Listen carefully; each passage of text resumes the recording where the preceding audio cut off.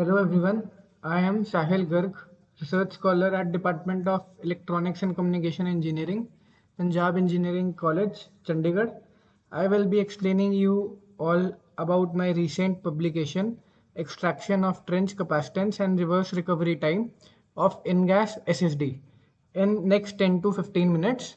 So firstly, I will be discussing about what is research problem, followed by novelty, some basics of self-switching device architecture, and then discussing about the results, and finally I will be concluding my work.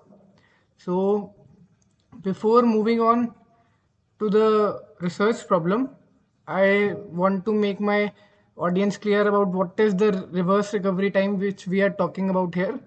So this is the conventional PN diode. The symbol is shown here. So in this we have a depletion region which is formed, and for the P type the negative charges are minority carriers here, and N type holes are the minority. So whenever the PN diode is forward bias, minority carriers are stored in this depletion region during the forward bias, and these stored carriers need to be removed so that the voltage blocking capacity can be regained again. So this results in a large reverse current. So you can see here that this results in a large reverse current for the diode to regain its blocking capability again. So this part is termed as the reverse recovery time. So time taken for the current to uh, reach from negative to zero again is the reverse recovery time. So regarding the research problem, let's start with the research problem first. So reverse recovery time proposes a major hurdle as it limits the switching rate. PN diodes have reverse recovery time of the order of 10 raised to power minus 7 seconds, which makes them suitable for only frequencies below 1 megahertz. And the solution for this was fast recovery diodes and Schottky barrier diodes, which were designed by researchers, which have the reverse recovery time in order of 10 raised to power minus 9 seconds, and it can go up to gigahertz frequencies. So Schottky barrier diodes do not showcase this minority carrier storage effect, as they do not have a depletion region inside them and are kind of unipolar diodes. So they have a negligible reverse recovery time. And moreover, this research is important because at terahertz gigahertz frequencies, reverse recovery time becomes very important due to the rectification and detection. So reverse recovery is very important as it uh, blocks the rectification. So moving on to basics of self-switching diode. So self-switching diode was proposed first in 2003 by Song et al. So he designed a basic diode, basic structure. This is the structure. In this, the blue region is the semiconductor part, and the white portion shows the trenches. So these are edge trenches, and it is a two-terminal device. The right terminal is anode and left terminal is cathode.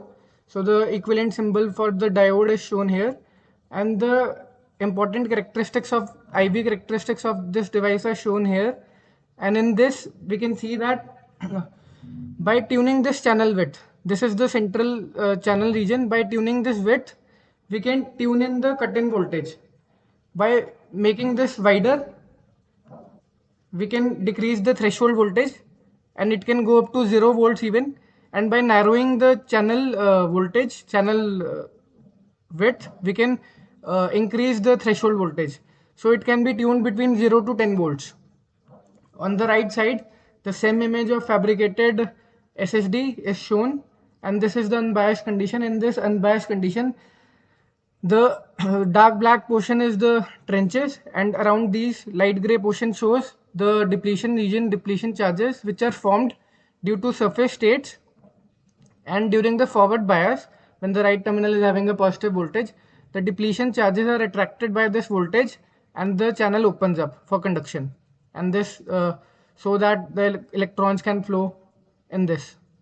And similarly for reverse bias, the negative charges repel the depletion charges inside the channel, leading to blocking of channel. So current conduction is not possible. So this SSD has IV characteristics similar to a diode, and cut-in voltage depends on the geometry and not on the material. So it converts AC into DC. No PN junction or Schottky barrier type structure is required for rectification, and fabrication requires only single step lithography. So these are some advantages of this type of diode. So novelty of this work, in this, basically reverse recovery characteristics of SSD are proposed and which are not studied in literature till now. For this purpose, voltage pulses of different amplitudes and rise time, fall time are applied and resulting current response is studied. Obtained values of RC time constants are validated by extracting device capacitance by implementing conformal mapping technique. So this is the device architecture which is shown, and the device architecture with this demonstrates all the dimensions which are used for simulation. The central region is the channel width, so CW stands for channel width, CL is the channel length, width is taken to be 400 nanometer, and the overall length and width of the device are 1550 nanometer by 575 nanometer. So these dimensions are optimized by various simulations to get best subthreshold swing and best current gain possible in this. So these are the semi-log IV characteristics, and in this you can note that as we decrease the channel length, as we decrease the channel length by order of 200 nanometer, there is an increase in forward current by 20 microampere. So by decreasing the channel length, we are decreasing the device channel resistance and therefore increasing the current by around 20 microampere.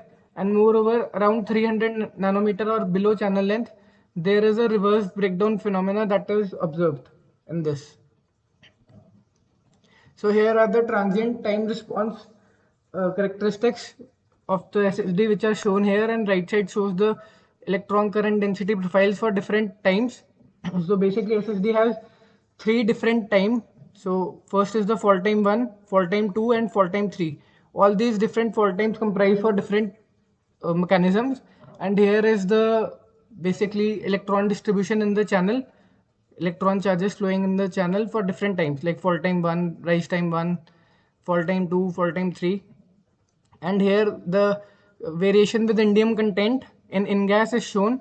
So there is around negligible interference, negligible effect of indium composition in this, in the InGas. So as we shown earlier also that material doesn't play much important role in these characteristics.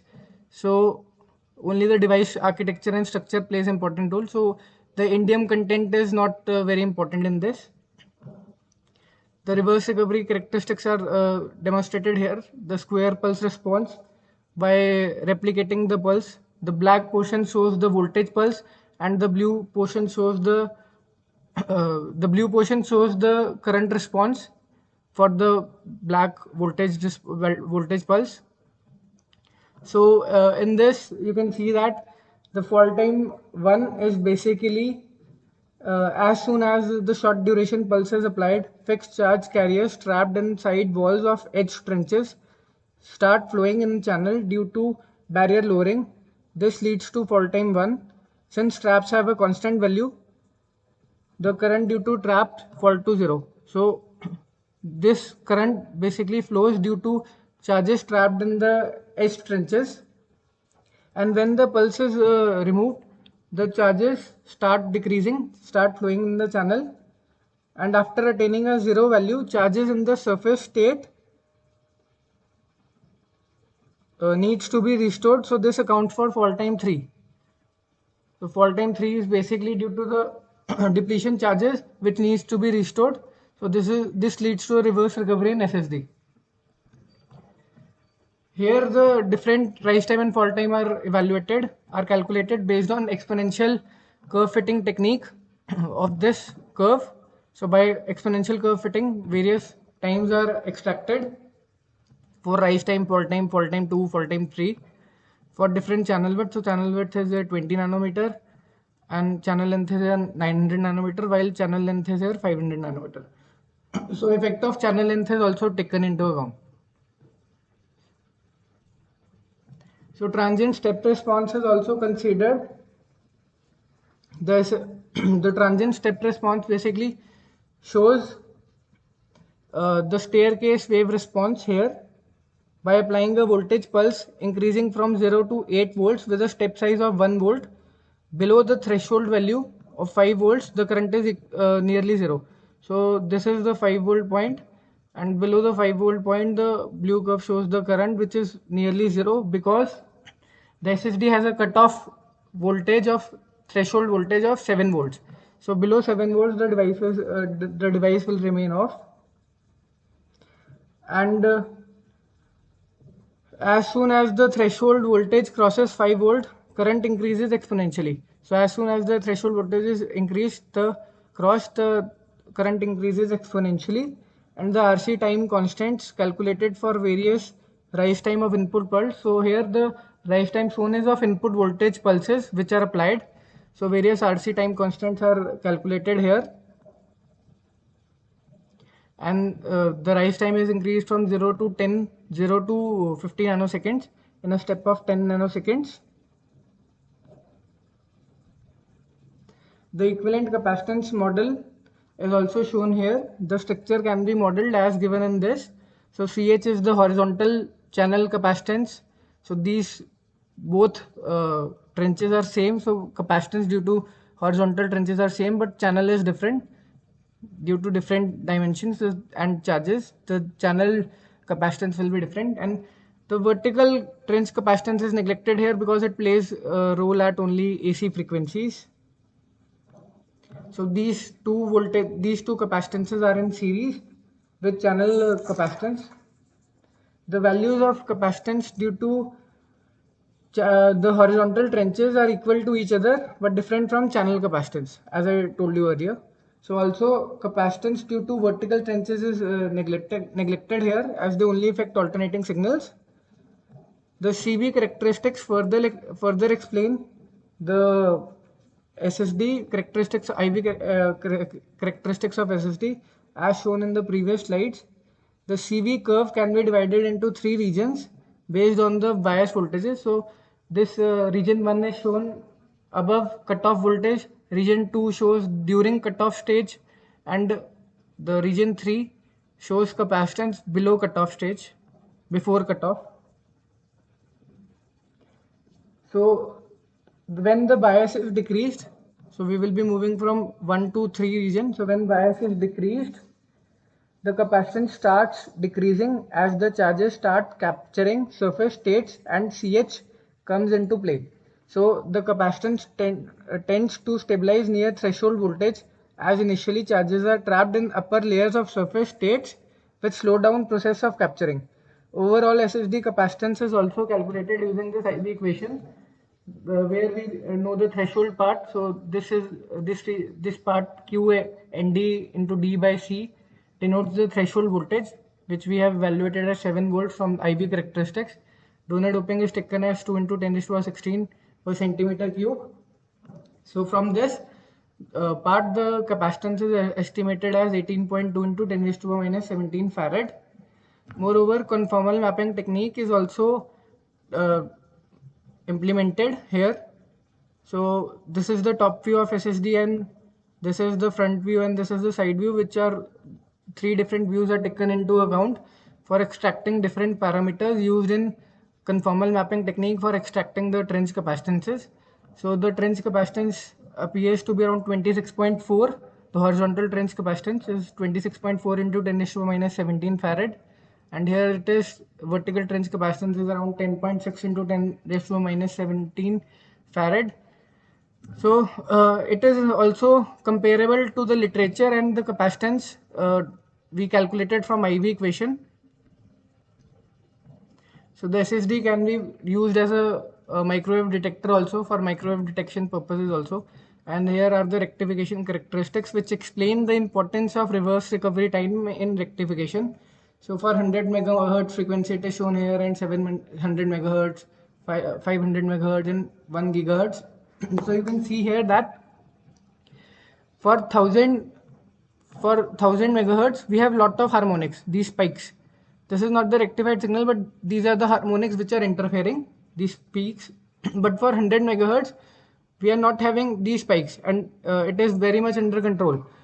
This is mostly due to the reverse recovery time, which is calculated as 8 nanoseconds for this, while for 100 megahertz curve, the time period is of the wave is around 10 nanoseconds. You can hear it is 10 nanoseconds. So for 100 megahertz wave, 10 nanosecond time period is greater than the reverse recovery time. So reverse recovery time of 8 nanoseconds. So the device is getting enough time of recovering, so leading to better rectification characteristics and less harmonics. So for greater than 500 megahertz, the reverse recovery time is for 500 megahertz, the reverse recovery time is 8 nanoseconds, while the time period is 2 nanoseconds. So 2 nanoseconds is very much less than 8 nanoseconds, which is leading to harmonics, as SSD is not getting enough time to regain its blocking capability. So this problem shows the reverse recovery time characteristics importance here. And similarly, curvature coefficient is also calculated, which is used for calculating voltage detection sensitivity, given by beta is equal to 2 times Rs into gamma. Gamma is the zero bias curvature coefficient.